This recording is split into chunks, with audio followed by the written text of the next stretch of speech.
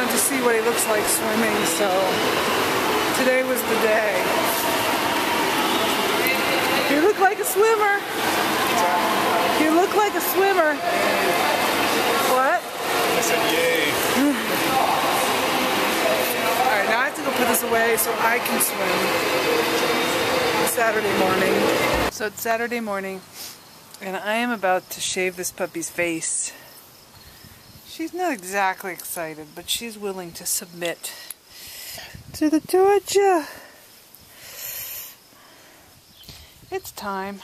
Her eyes are all gummy. She's ready. But I can't hold the camera and do it, so this is the before, and I'll show you the after.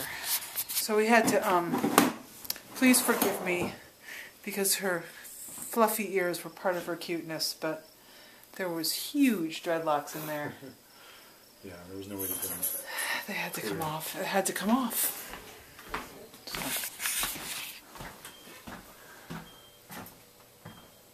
She's still cute. She likes them. She keeps flaunting them like that. Those fluffy ears.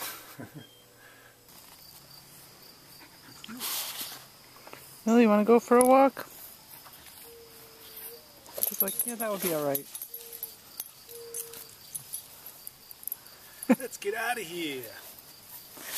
Alright.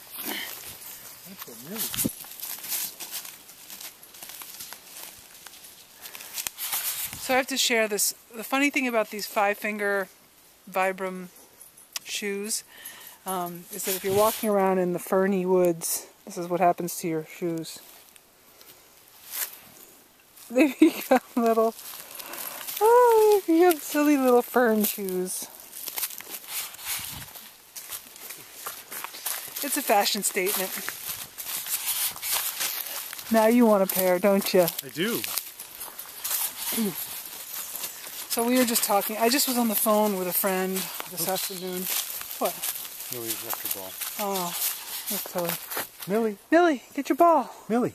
Did you bring an extra one? Yeah. Millie, ball. Oh, how about deer instead? I don't want to. I think we should let it go too. So anyway, I was just on the phone with a friend who is about to get a mastectomy and reconstruction at the same time, and she was saying to me that that one of the hard parts for her in coming to terms with this whole process is that she thought of herself as someone who's not vain, but then she decided she really needed to have the plastic surgery and have the reconstruction, and so she decided she had to accept that she does have some vanity. And I told her that I don't, not that I know her so incredibly well, but I know her well enough to know that it's not vanity. That she's somebody who's solid enough in her identity with herself that it doesn't really matter what's going on underneath her shirt. That she's still gonna know that she's okay and she's valid and she has worth. It's not about that.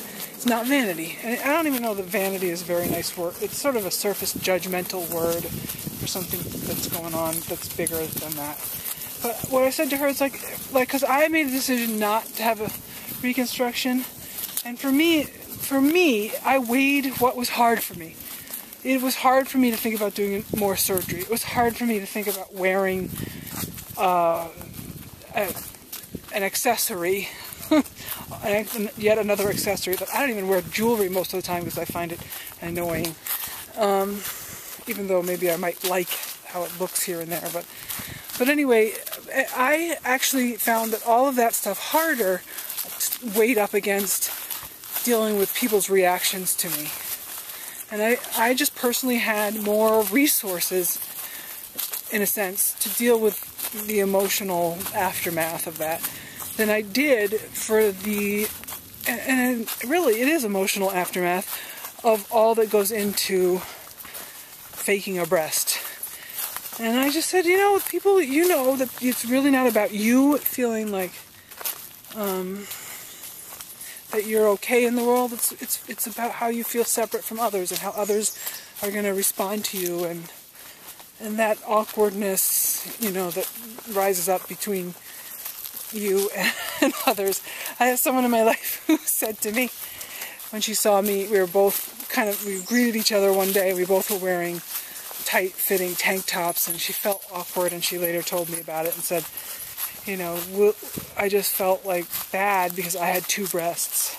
And she said, will you love me even though I have 2 breasts? And I said, I'll love you even if you had 3 breasts.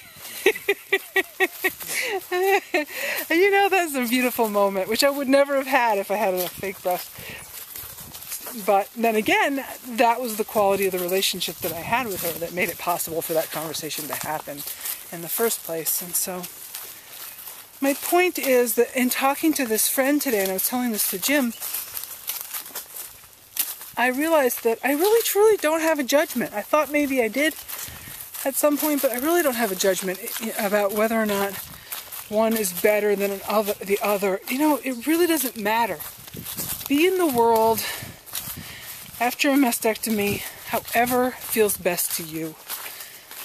You know? I actually worried that people would think I was crazy because I was walking around with 1 breast. Because I've never actually seen another person do that. I know that they're out there, and I'd like to meet you.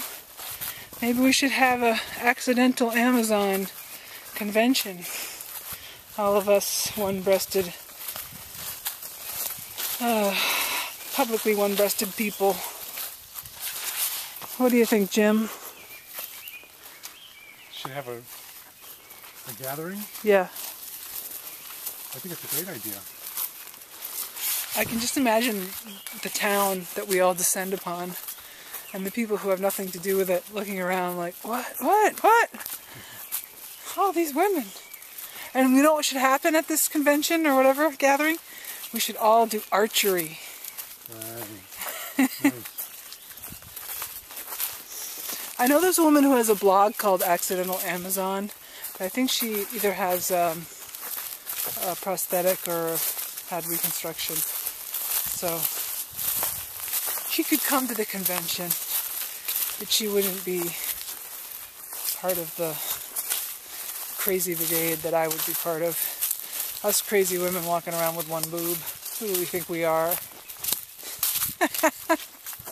Anyways, do what you gotta do to live. I think the ticks will be jumping on me. Possibly.